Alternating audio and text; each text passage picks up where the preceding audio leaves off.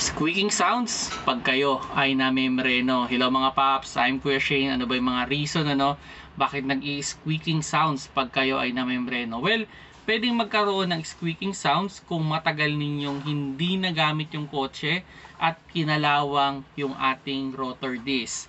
So, yun, posible yun. Pero mga ilang kilometro o ilang preno lang naman yan, dapat mawawala na yung squeaking sounds. Or, pwede rin naman na yung inyong rotor disc ay need ng i-resurface or yung inyong brake pad ay wala na doon sa magandang kondisyon. So, kailangan nyo na siyang i-replace, no? Or kung yung inyong rotor disc naman ay hindi na rin maganda yung kanyang kondisyon, magaspang na siya.